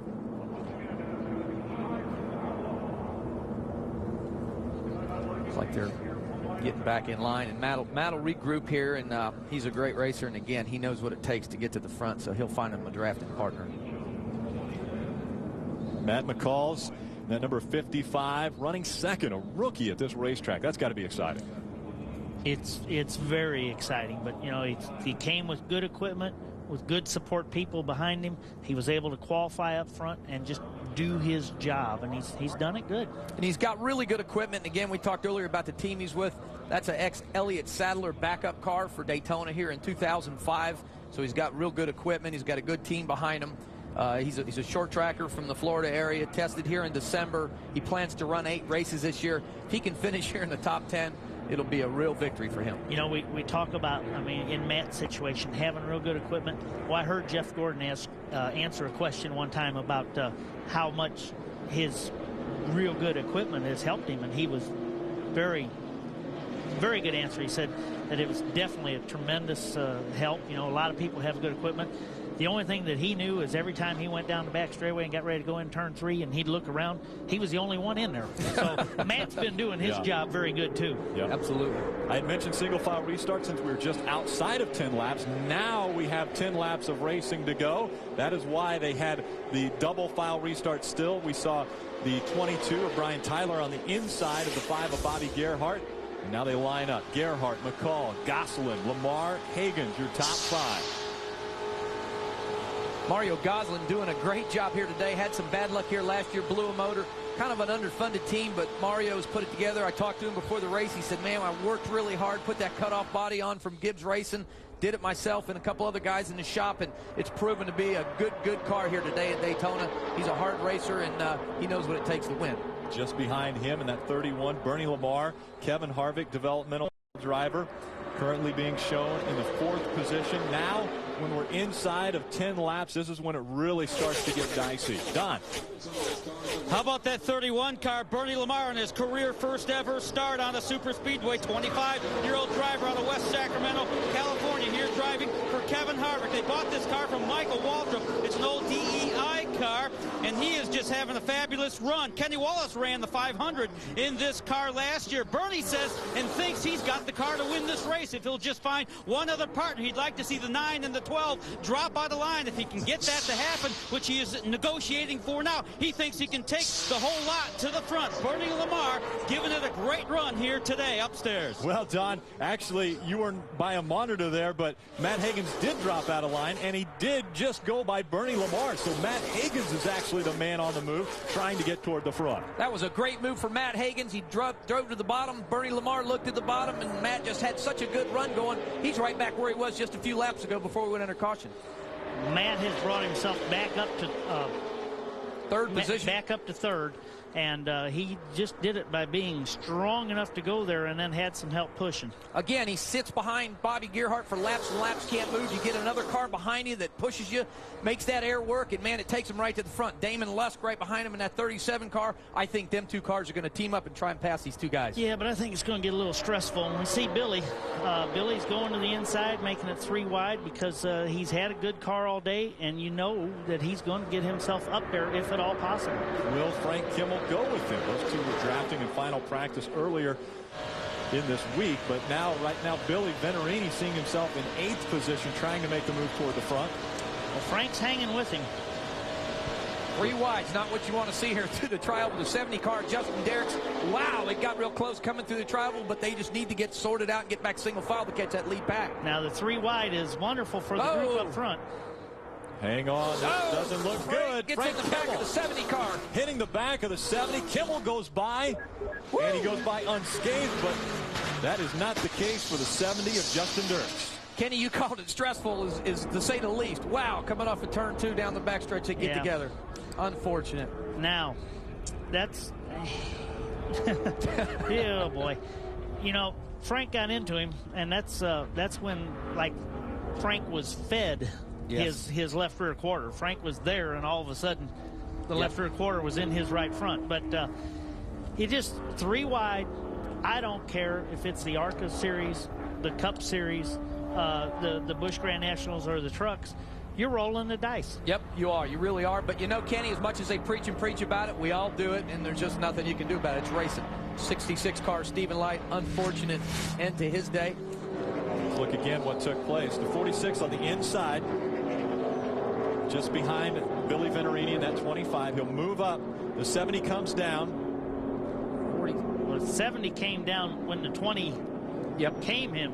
Just ran out of room. Down. Now that's a deal where if a spotter's telling you 3 wide and you're on the outside, you know moving down potentially could be real bad for you. Now it took everybody to cause this wreck. Yep, you see the 70 car. Billy's moving up. You know, Frank's on the bottom. The 20's coming down.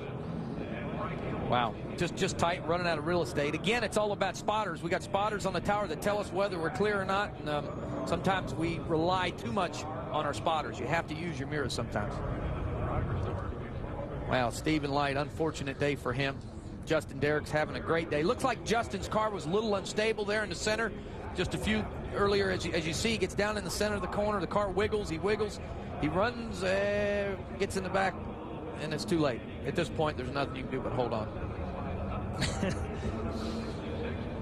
Take a look from on board with Frank Kimmel. Dan Shaver in the number 2 on the outside of him. Ken Weaver, I believe, in the 20 car. Wow, it happened that quick.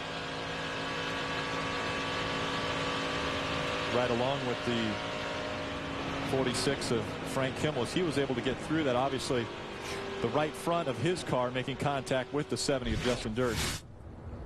66 of Stephen Light's car. Robert Yates, development driver. Doing some work now on the 66. Wendy. Justin Dirks and Stephen Light told me before this weekend started, none of them had ever drafted, had never even been involved in a draft. So, you know, they might have just been schooled in drafting here. Stephen Light and Justin Dirks came over the radio and were just complaining about how they just got sucked up and they both couldn't hold on to it anymore. So I'm sure they have learned a lesson here at Daytona. Too bad for those developmental drivers. A great day starting for Stephen Light as he qualified in 3rd, but not the finish he was looking for. Bobby Gerhart continues to lead this field. We will conclude with the green flag as far as the finish of this one, and Bobby Gerhart hopes he sees the checkered first. Today, NASCAR is back. Speed Weeks on Speed. 10 days, 70 hours, and the most Speed Weeks coverage ever. Speed Weeks on Speed. Coverage continues today only on Speed. If you want to make it here, spend some time out here.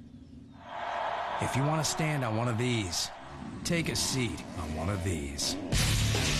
The all-new KX450F, the biggest, baddest motocross engine Kawasaki makes. What does it all add up to? More power, more control, more podiums. The Kawasaki KX450F. You're either on it or behind it. Be brilliant. Shop Zales Valentine's Sale. Sunday, February 19th, live from Daytona. Catch the all-new NASCAR Race Day, built by the Home Depot. It's the only pre-race show that gives you inside secrets, expert access, and instant adrenaline. Get set for the Daytona 500 with NASCAR Race Day, built by the Home Depot. Sunday, February 19th, only right here on Speed. Victory Lane already has the trophy for this, the Daytona ARCA 200. Waiting for the winner. Will it be the 4th trophy that Bobby Gerhart has claimed, or could Matt McCall, the driver development rookie at Daytona, be able to get by the veteran and take his first ever win on this super speedway? Take a look back at why we are currently under caution conditions. The 7th caution came out on lap 73, and we're riding along with Justin Dirks. Ouch. Well, you know, here you are looking at half a dozen laps to go. You're running good. You're looking at your first race there, top 10, and then you get in a position that you haven't been in before, and you just don't exactly know how to handle it. Not that he didn't handle it right. It was just a position that it was going to take a lot of experience to get out of that deal comfortable, and I don't know if he could have. Right. And experience is the key word, Kenny. That's what it's about. When guys say, yeah, I've been in the draft here at Daytona, and they came with maybe 2 or 3 other cars, and they ran 10 laps, and they said, yeah, I drafted, it was cool. That's really not experience, and they'll find that out as their career moves on. But what experience is what happens when you get 3 wide, 4 wide, you got 4 cars in front of you or 3 in front of you. What happens when the car buffs? Do you turn right to correct it, or do you just hold on to the steering wheel? You have to be able to learn that, and that comes with experience, and that's just something these guys are going to have to learn, unfortunately. And again, it happens in the Nextel Cup Series, am I right? It happens everywhere. So it's not just the ARCA Remax Series that you see this type of thing happen, and it's in all forms of racing, and all professionals do it. It's just a matter of experience and knowing when to get out and when not to, or where you're not supposed to be, or what it's supposed to feel like when it's not good. One of the hot drivers, Damon Lusk, we're riding along with him as the safety crews are now working on the crossover gate, which is on the backstretch just out of turn number 2. You see the cars going by as we are still under the caution for this most recent accident. But we were talking a little bit about Damon Lusk, currently running in 4th position. Now, Damon and Matt Hagens got together and were able to get by the 12 of Gosselin and Bernie Lamar in that 31, and so those two may be working together to move up toward the front. Wendy? When I talked to Damon Lusk earlier this weekend and his crew chief Jay Goff, they said, we haven't done many qualifying runs. We focused on just race runs. Happy hour, they really focused about drafting. They said they probably had the least amount of laps on their car than any of the cars out here because they came prepared. They felt pretty prepared after testing in Daytona. Also wanted to point out Damon Lusk, his best finish here is 5th at Daytona. It came in 2002, so he might try and better that finish today as he runs 4th right now, and he's also in a former Cup car, number 77 Cup car that he purchased from Jasper Penske. The problem we're running into here is when the field comes by this time, it'll be 2 laps to go. Well, and the ARCA Remax Series does always try to finish under green flag conditions. Last year, they were not able to do that because of the big accident toward the end. But the problem could be this fence right now. We're going to take another look at the accident, though, that just took place.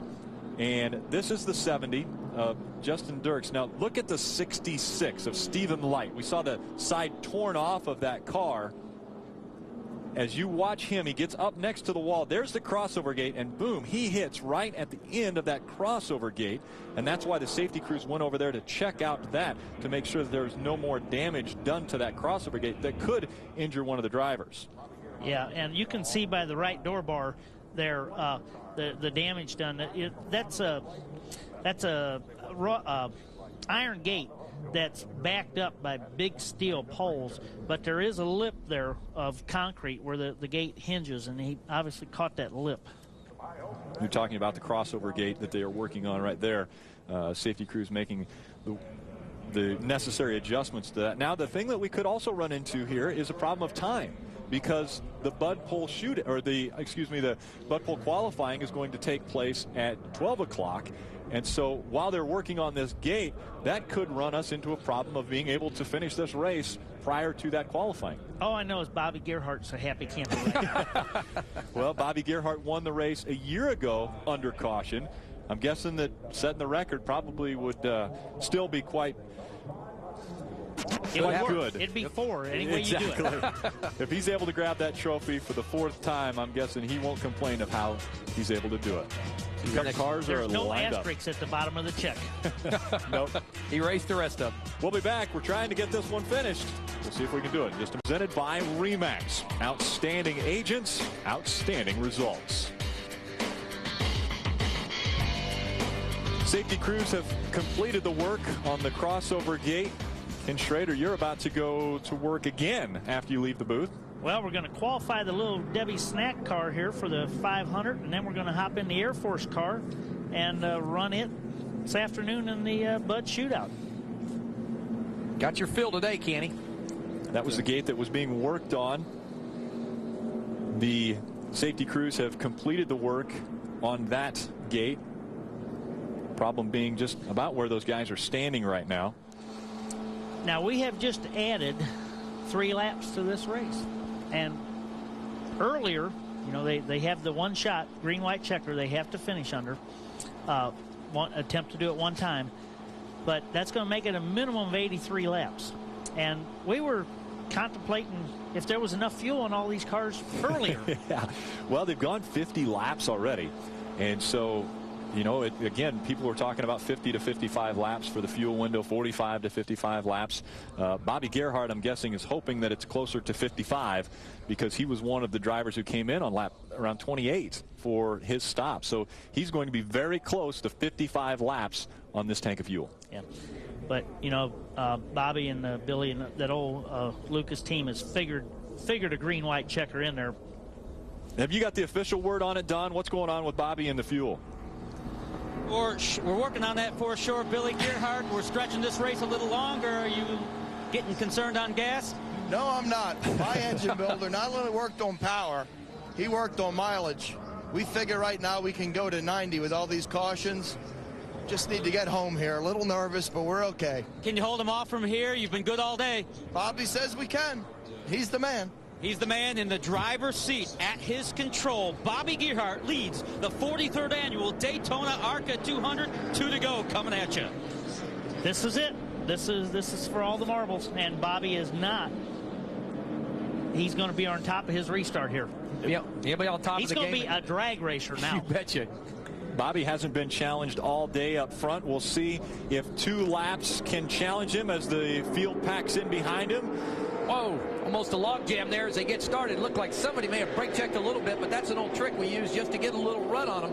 You see 55 car, rookie in second place there, Matt McCall doing a great job, but he's back underway. What Bobby does not want to see is 2 or 3 cars hook up together and get a good run on them. Kenny, am I right? Down the back straightaway. That's definitely what we want to see, but that's not what he's seeing right now. He's seeing them side by side. Yep. That is what he wants to see. Well, maybe not, because look at the distance that he's putting between that pack. They may be able to get a run on him. He's separated himself from the pack right now, and he's not going to be able to run as fast as 2 cars will. Damon Luss made contact with the 55 car, Matt McCall, driving down into turn 3. I tell you what, if you want to hold up here just a minute, we'll know how this thing winds up. Exactly. It's going to be exciting. There you see the 9 car, Matt Hagan's on the outside of Damon. Earlier, Matt had a great run. These 2 cars, when they hook up together, they do go to the front. So it's important that Matt and Damon Luss do hook up together here, try and catch Bobby Gerhardt. White flag has flown. Bobby Gerhardt, 2.5 miles to go to claim his 4th victory at Daytona.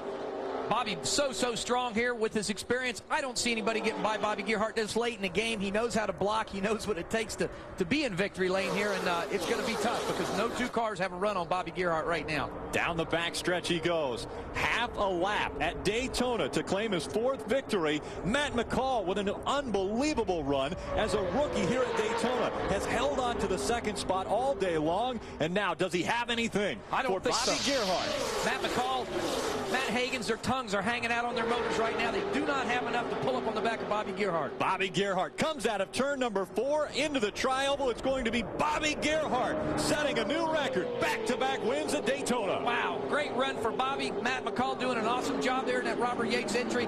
We see Billy Gerhardt on the pit box just elated. And we know that Billy Gerhardt will win the crew chief of the race award because they started on the pole and won the race. So obviously no positions changed there. They did a fabulous job. I think every one of those ARC competitors that finished this race did a good job. Yeah, they did. To me, it's been all up top.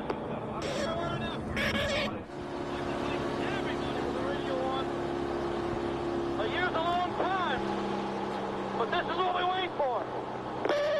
A lot of hard work right there. That team celebrating.